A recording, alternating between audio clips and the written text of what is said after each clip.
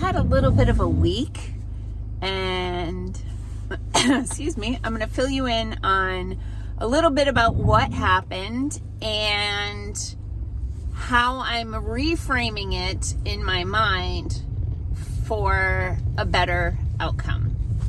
Hey, I'm Dr. Patty Barch. I'm a traditional naturopath, founder and owner of Naturally Unbridled Wellness and naturallyunbridled.com, where we focus on wellness solutions, not disease management. This is Down the Ridge with Dr. Patty. This is not medical advice. It's for entertainment purposes only. Nothing I say is true. Don't listen to me. All right, so I'm going to go in the Wayback Machine. And a couple of years ago, we had some staffing changes at Naturally Unbridled Wellness. And for about a month or so, it was just me and Sherry. And we just rolled up our sleeves, had to manipulate the schedule a little bit, worked over 40 hours a week. I mean, like 50 hours a week, and just got it done. And then we struck gold. 3 in a row, we hired Patty and Tori and Heather. And for a long time, just the 5 of us, and it was awesome. And then Tori got pregnant, and so we needed to have a plan, and we brought in Megan, who's great. And then what happened was we had a bit of an expansion in the office, and Heather, who has some credentials as a certified natural healthcare professional, earned herself a promotion, and she started doing PMF and eventually Firefly.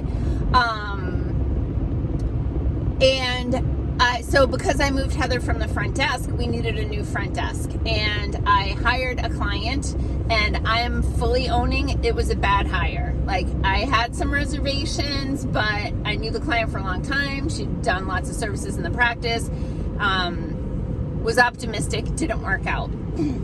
Then I hired another receptionist who, after the first month, started having some significant medical problems, basically didn't work the second month, came back the third month, couldn't work full time, and was still really struggling with the health issues, and that had to come to an end. Then I hired another receptionist, and long story short, she quit this week without any notice. And if you're a current client in our office and you're in there, you know that it's bonkers, right? That we are very busy, hustling, and lots of clients coming in for appointments, lots of clients coming in for refills, right? Plus email orders, phone, text messages, like very busy office. So my staff has been,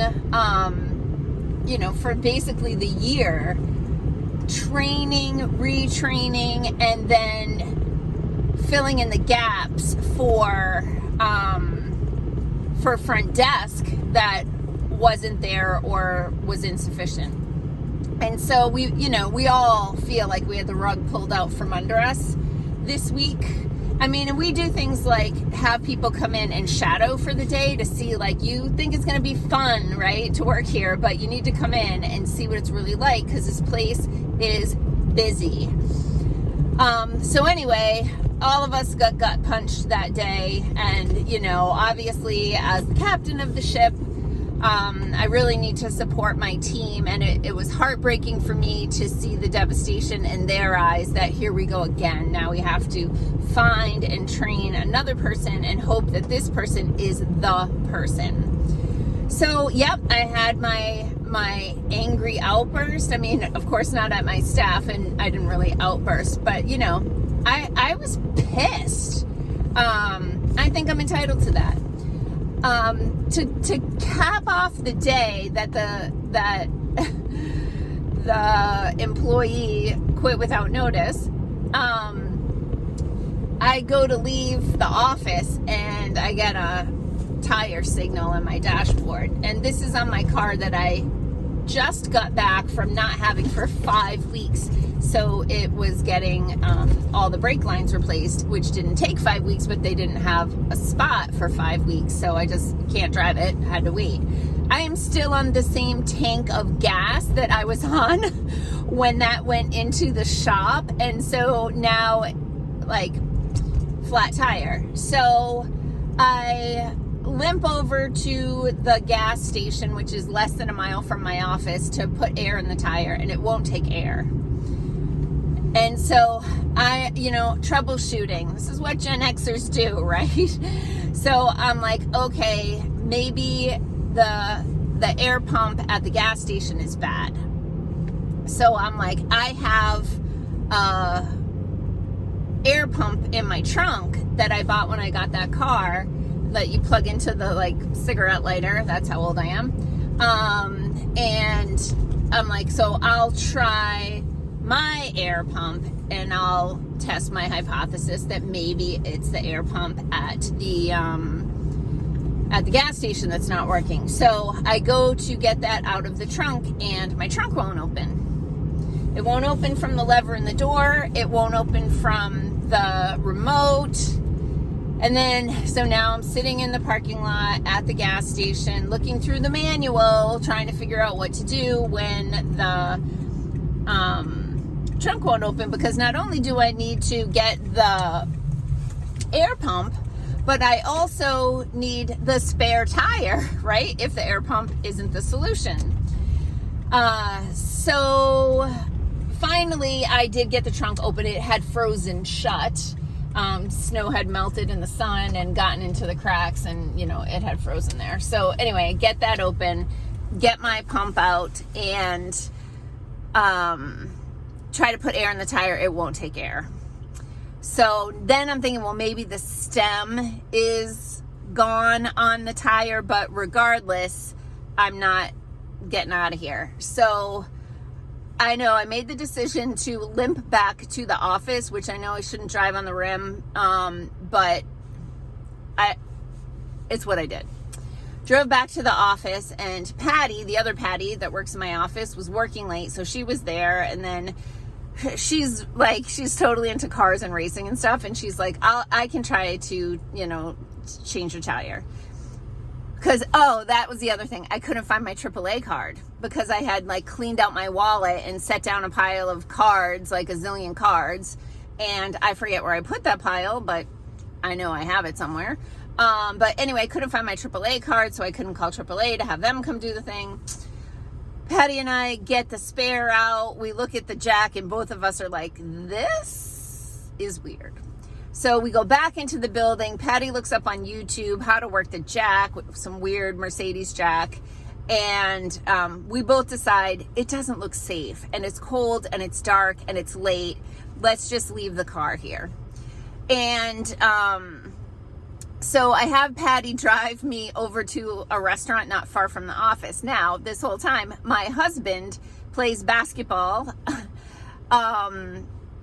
Whatever night that was, Wednesday night. My husband plays basketball, and he's playing basketball, so he doesn't have his phone on him. And then also, when he plays basketball, he wears his contacts, but he is of middle age and needs readers, bifocals, and he can't read his phone with the contacts on. So I have to send him a Bitmoji, this huge SOS Bitmoji, and voice messages, because I know he can't read the text. And I'm like, you got to come pick me up at the restaurant because I have a flat tire, blah, blah, blah. Then he calls me after basketball, which thankfully ended at 7:30 and not 8 o'clock like usual, or he left early, I don't know. But anyway, he calls me and he tells me he still needs to go to the farm to do chores for his parents because they have a farm and they're 100 million years old. And my husband does most of the work over there. So I'm like, I am going to sit here. I am going to order a glass of wine. You can go do that and then come get me. And the restaurant closes at 9, and he got there at 9:03. And thankfully they were, not kicking people out or anything. But then, drives me home. I go to bed. The next day, I have him text me a picture of my, of the AAA card, and I call AAA. The guy comes out, changes the tire. There's a huge screw in the tire and a massive hole, like a hole. It's got to be half an inch, right? So no wonder it wouldn't take air.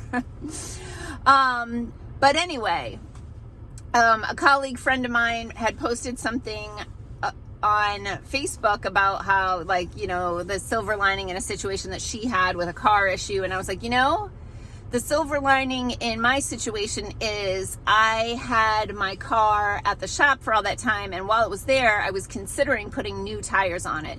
Now, granted, there probably would have been like roadside assistance or whatever with the new tires, but all comes down to it. I didn't just invest like a crap ton of money in new tires and then just have one disintegrate. So the moral of the story, kids, where I'm getting there is what I've decided to look at is sometimes you have to poke a hole in a tire to get what you really need.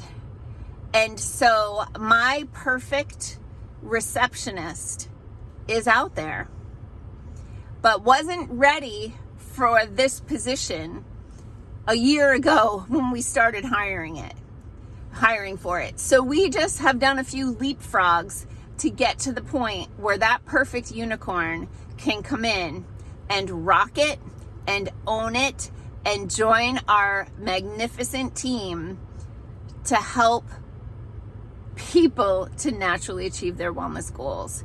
And so I'll take a cold night, a hole in the tire, and a glass of wine, and then I'll bring in my next unicorn. Peace out, peeps. Have a healthy day and a healthy weekend, and make healthy choices.